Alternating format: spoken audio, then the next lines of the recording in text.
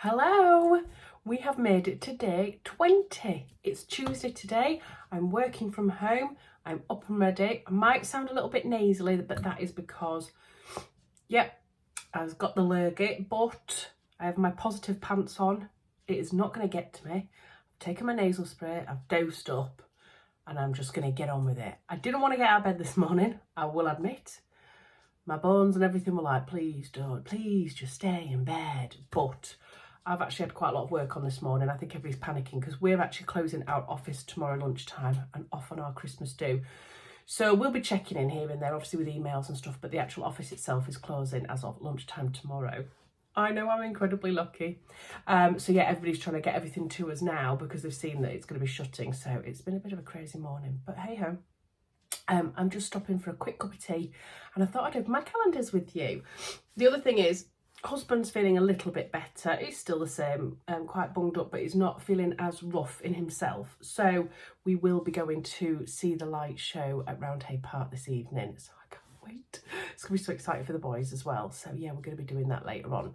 We're going to wrap up warm, although today, we chose today because it was going to be the nicest day. It said it was going to be sunny, no rain today.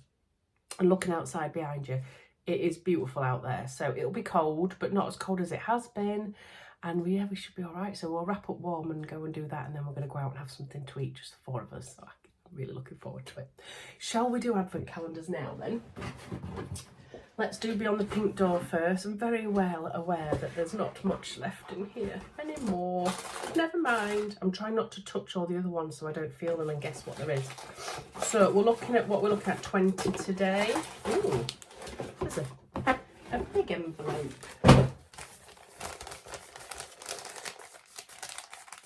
Absolutely no blooming idea what that is. Cute little penguins on that sticker up. Let's get some rustling done. You crazy people that like a bit of rustling. Oh, wow. Oh, they are beautiful. Not one patch, people, but four. Oh, I know someone who's going to love this one. Oh, I love those. So there's a sequin. Let's see if I can get it out of this wrapper so that I love a good patch. Do you love a good patch? Look at my hair. It's still looking all right today, isn't it? It's a bit scraggy here and there, but that's because I've slept on it for the night. But it'll do. Wish it was like this for tomorrow for my Christmas do.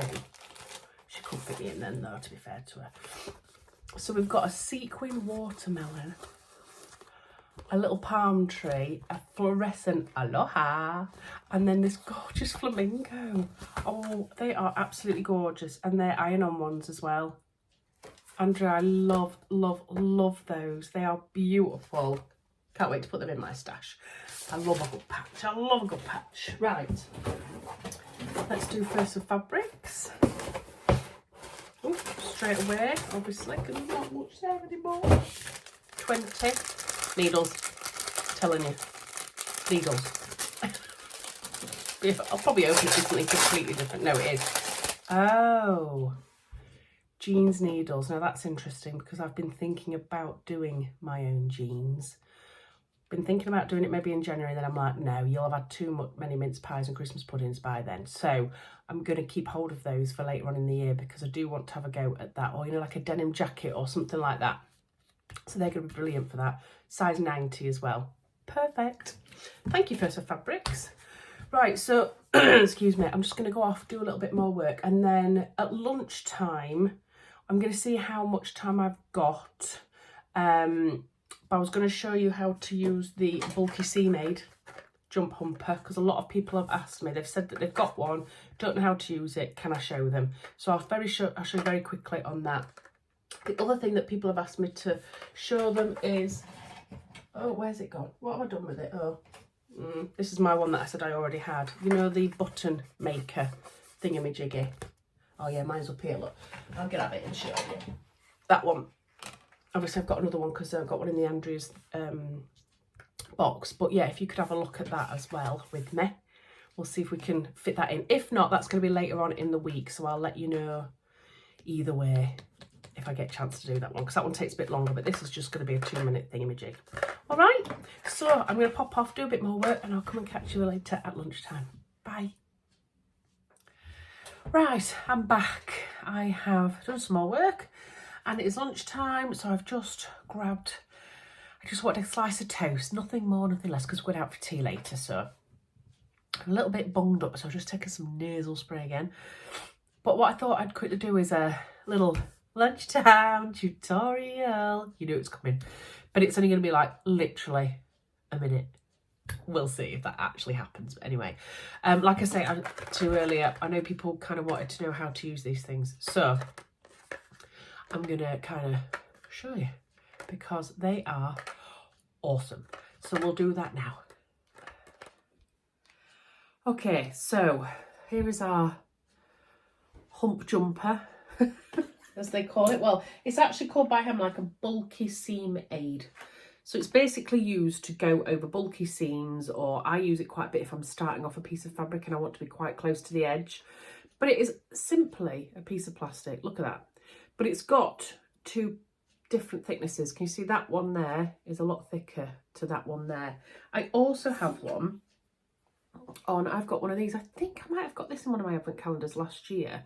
This is a point turner and a button gauge. But you can also, this is supposed to be so that you sew your button with this amount in between, you know, when you have a button and you don't want it to be too tight. But I've often used this part as well as a hump jumper. So yeah, so we've got one side that's really thick and one side that's really thin. And the idea of this is to stop you from having slipped stitches as such. So, you know, sometimes when you're going from one layer of fabric to another, and you have lots of really nicely sized stitches and then suddenly you're going over a big bumpy bit. It happens a lot in, say, bag making, you know, so where zips are concerned and things like that. And also when you're going from one seam to another. I remember when I was making the Callie in the Machine Ida clutch, I used this quite a lot because when I was doing a lot of stitching over big bulky seams, I was getting a lot of slip stitches, missed stitches, so that it wasn't looking very neat and tidy. So this is a really good way of avoiding that. So I'm going to put you, I think, on a little, I've got this little thing here. You know, I'm not very good at doing this sort of stuff, so I'm not that technical. I've got a little tiny thing that I'm going to try and put really close to my machine so that you can see what I'm talking about. And we'll do a little demo so that you can see how I use it. Anyway, there's probably loads of different ways of using it. However, this is how I use it. So I'll show you that now. Okay, so what I've done here is I've just used a scrap of fabric. Can you see? This is just some jersey fleece fabric. And I've just rolled this up to make it look like a bulky seam, or this could be a strap of a bag. But can you see that this level here is much higher than this level? So the idea of the bulky seam aid, this little cheeky monkey, is to always keep this part of your foot level. Okay, so there is a little button here as well, which will allow you to do that. But it doesn't, you can actually poke that in and then make it actually stay a little bit steadier. But I think this is definitely more appropriate.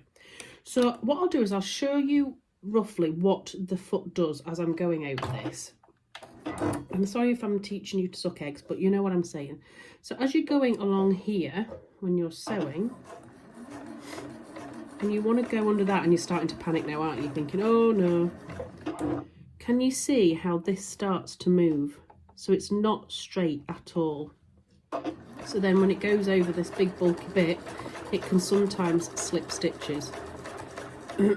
So I'll take that off. Okay, so to stop that from happening, you'll probably find in here that there's a bigger stitch where it goes from the lower level to the high level, especially if you're working with really tough fabrics, because what happens is you've got your feed dogs here, and this presser foot presses that fabric into those feed dogs to move it through nice and slowly. However, if this is starting to go like this and like that, it loses the tread at the bottom, and that's why it can happen where you start getting all wonky stitches, and you just don't want that, do you? So the idea is to try and keep this as flat as possible at all times.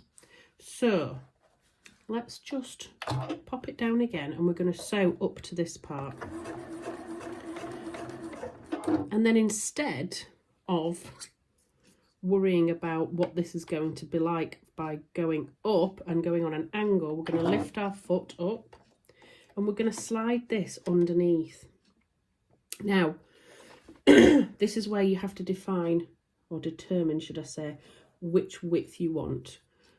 And this one is quite a bulky one. So if I bring it over to this side, sorry if you can't see, can you see that's almost to the same level then as this piece of fabric? So we're going to lift the foot up. We're going to put this underneath, and you'll see that there's quite a bit of space there now, look, if you can see that. So you've got a hole in the middle. Let me see if I can get you even closer now to see what that looks like. So you can see you've got a hole in the middle where it's going to sew. Right, let me see if I can get you put back where you should go. And what that does is it brings up the level of your foot to make it flat, so that when it goes onto this bulky part here, it isn't going to go at an angle, and it will pull it through really nice and neatly. Let me put my foot back down. So when you go like this now, you will see that it doesn't go on an angle. Get my fingers out of the way. And it just slides straight onto the other piece of fabric. And this can then just be pulled out at the end, and you'll see that at no point did that foot go at an angle. Okay, so here's our piece of fabric, and it's much tighter here as you go down.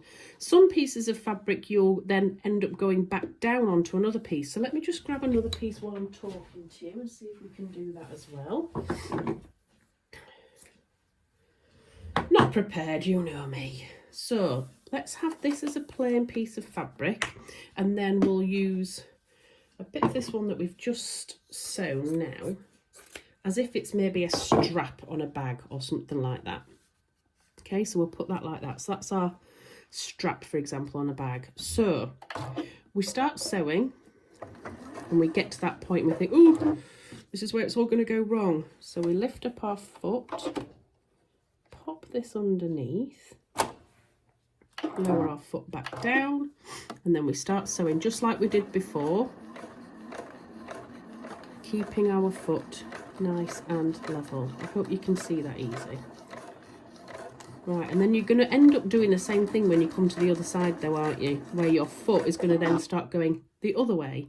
But because it's got a hole in it, this, you can then just pop this there as well. So as you go, just push that along, and then your foot will always remain right at the right angle.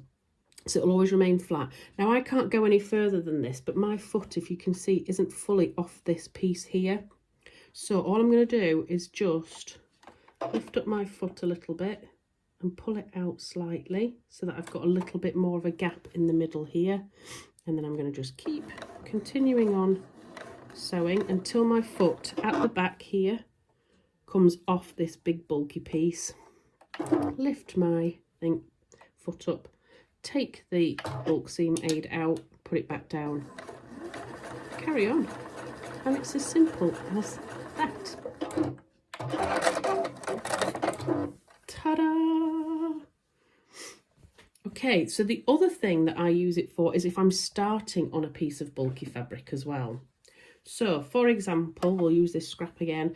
I want to start here. Now, a lot of people, what they'll do is they'll start a bit further forward. So that's always a good tip. You start further forward, you forward stitch, and then you back stitch to the back. But you'll still find that this foot here will start moving. So, if you want to start quite close to the edge, you can see already, look, that my foot is going at a slant. But you can get rid of that, like I say, by popping this behind, and now you can see that it's nice and flat.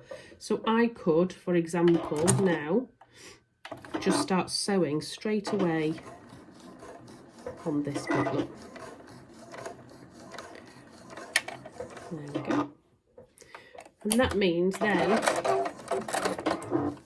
that you can sew quite close, sorry if you can't see that very well, quite close to the front of your piece of fabric. Ta-da! So we're finally at Roundhay Park, aren't we? Yes. What are we doing? We're going to go and have a look at all the lights. Yeah. Yeah, shall we take everybody with us? Yeah. Yeah, shall we? Let's go do this.